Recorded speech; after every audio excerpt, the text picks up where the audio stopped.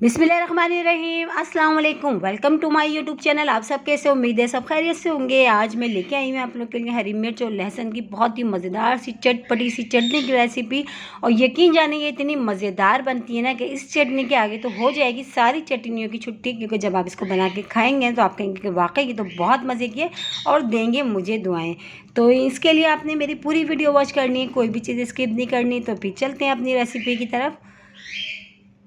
इसके लिए मैंने लिए 15 से 20 हरी मिर्चें, अच्छा दरमियानी साइज़ वाली मैंने हरी मिर्चें लिए। एक प्याली मूंगफली लिए, मूंगफली को मैंने तवे पे जो है भून लिया था, ठीक है। उसके अलावा 15 से 20 जवे हमने लिए लहसुन के। 1 टीस्पून भर के हमने लिया है नमक, 1 टीस्पून हमने लिया ज़ीरा और थोड़ा सा हमने लिया कड़ी पत्ता, बिल्कुल फ्रेश।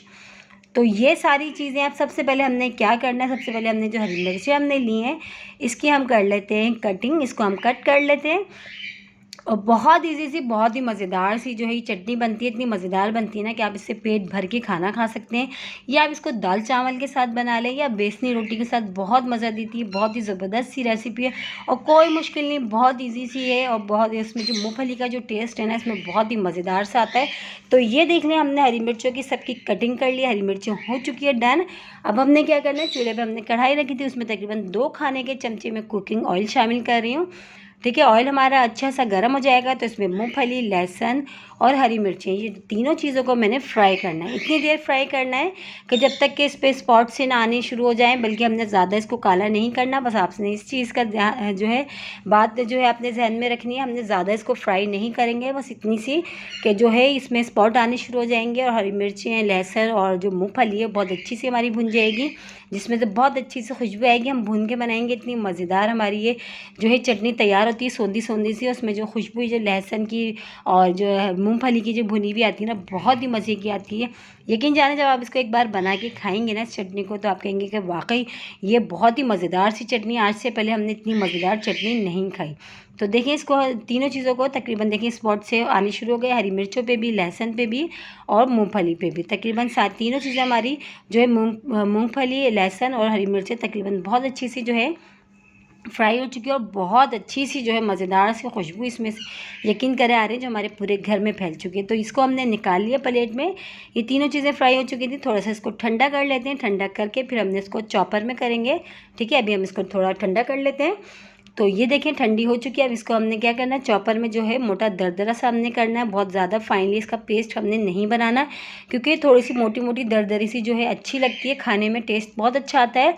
तो इसको जो है हम देखें चॉपर में जो है इसको कर लेती हूँ मैं मोटा दरदरा से। अच्छा अगर आप चाहें, जैसे बहुत सौ के घर में इमामदस्ता होता है जिससे, उससे भी आप कर सकते हैं। तो ये देखें मैंने देखें मोटी दरदरी सी इसको चॉपर में कर लिया है। तो बस ये हमारी जो है ये डन हो चुकी है। अब हमने क्या करना है, एक काम और करना है ताकि ये हम 1 डेढ़ महीने तक बिल्कुल भी ख़राब नहीं होगी। तो इसमें हम शामिल करेंगे ऑयल। ऑयल हमने थोड़ा सा डालना है, ज़्यादा नहीं डालना, क्योंकि हमने फ्राई करने में भी ऑयल डाला था तीनों चीज़ों को जब हमने फ्राई करा था। तो अब इसमें शामिल कर देंगे हम ज़ीरा।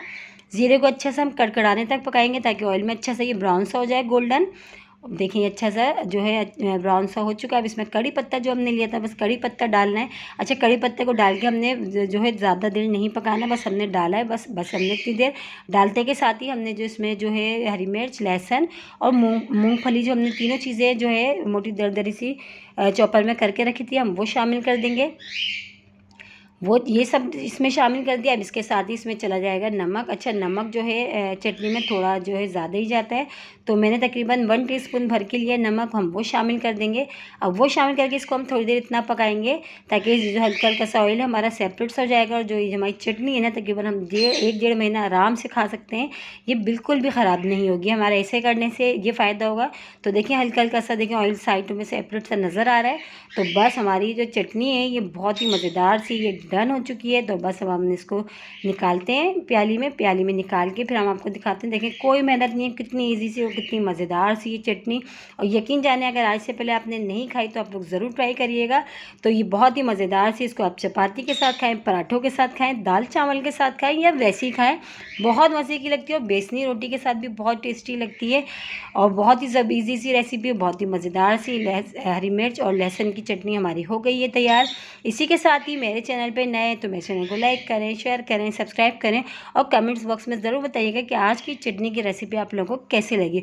और रेसिपी अच्छी लगी है तो लाइक करना नहीं भूलिएगा। इंशाल्लाह ताला आप लोगों को ज़रूर पसंद आएगी मेरी ये वाली रेसिपी। बहुत ही मज़ेदार सी, यकीन जानिए इतनी मज़ेदार होती है कि इस चटनी के आगे तो सब चटनी की हो जाएगी छुट्टी। जब आप इसको बना के खाएंगे तो आप कहेंगे कि वाकई बहुत ही मज़ेदार।